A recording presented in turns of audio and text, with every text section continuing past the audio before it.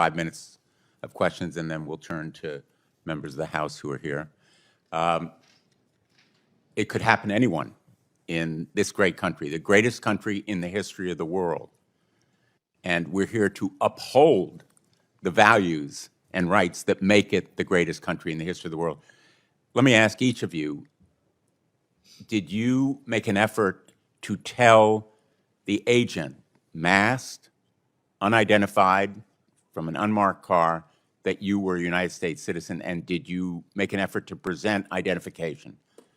Mr. Redes? Yes, I made it very clear that I was a U.S. citizen. It was the first thing out of my mouth.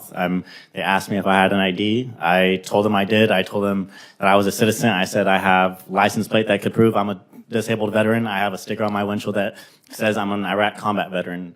I gave them any opportunity they wanted for me to show them proof. Ms. Figueroa? I did have a chance to eventually let them know, but that was already after I was in FBI custody, so maybe like 4 hours into the assault. Mr. Chavera? Yes, I was at an airport. They had my passport and everything else. I came through trusted travel programs, the lane that you're supposed to just go through in a few seconds. I've had them for years.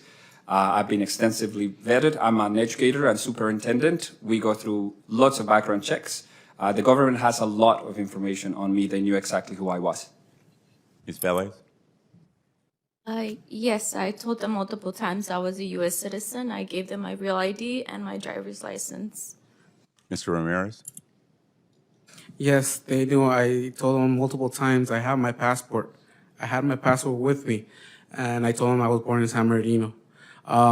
They were just replying, you know what, we're not asking for that. So I was asking, what are you detained for? Ms. Velez, after detaining you for 48 hours, despite being a United States citizen, despite showing them proof that you were a U.S. citizen, you were then charged with assault. They allege that you hit the officer in the face. Now, we saw the video. You never hit that officer. It was a total lie. And after your lawyer requested the officer's body camera footage, your lawyer requested it, the charge against you was suddenly dropped. What did the Department of Homeland Security say happened, and what did the video show? They said that I had assaulted an officer that struck them in the face, which is incorrect because they were huge, and I'm really small. You are I'm 4'11". not a big person. Not a big person. How tall are you? I'm 4'11". So really pretty tiny. Yeah. But So you never hit that officer in the face? no, I did not. I want to ask each of you, as my final question, about the lasting effects on you, physically or in terms of trauma, whether you have suffered in terms of health or emotion, your fears. Ms. Velez, you mentioned that you don't feel safe. Yeah, I don't feel safe to this day. And Mr. Ramirez, you mentioned your diabetes. Did that have an effect on you, being kept in detention without the proper care? Yeah, as soon as I was released, I had to go to a hospital, get medical care. Ms. Figueroa, what effect did it have on you to be dragged from that car? We saw the video of you being manhandled and assaulted by those agents. Yeah, I feel violated. I've never felt this disgusted in my life. I'm so proud to be an American, and since that happened, I'm embarrassed. Mr. Redes, what effects did it have on you? I'd say the effects it had on me is that it's really just that there's really a lot of cracks in our law. It showed me that Even though everything that I fought for over there, even though it says what we do for our service, I wasn't treated like anything over here. And so for me, it was just a disgrace. Mr. Chavarria? If you were here when I gave my testimony, you would understand how much I love my mother. And I do not want to ever stop having the ability to visit her, even if it's once a year or twice a year.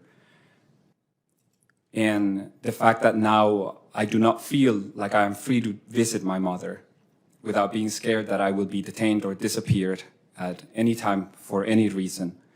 I don't think that any American should be deprived from the right to visit their mother. Thank you. We will turn now to...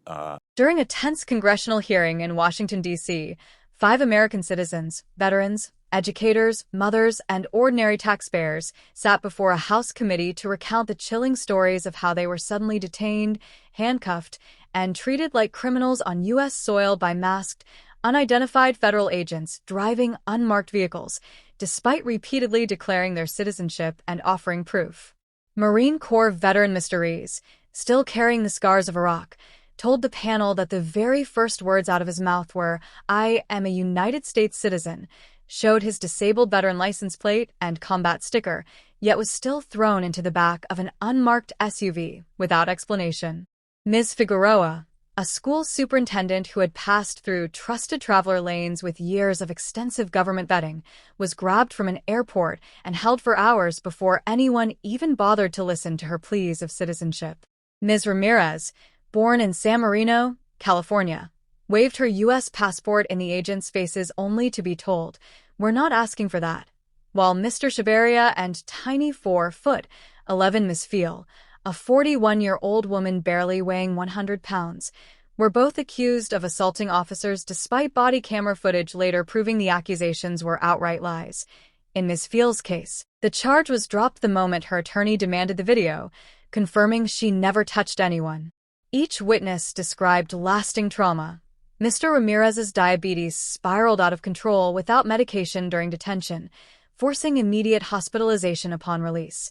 Ms. Figueroa said she felt violated and, for the first time in her life, embarrassed to be an American. Mr. Rees, voice-breaking, called the experience a disgrace to everything he had fought for overseas, exposing cracks in our law that allowed the government to treat its own citizens like enemy combatants. Mr. Chavarria, eyes wet, spoke of his elderly mother in Mexico whom he now fears visiting because he no longer feels safe crossing the border that his taxes help secure, and little Ms. Fiel admitted she still does not feel safe walking American streets years later.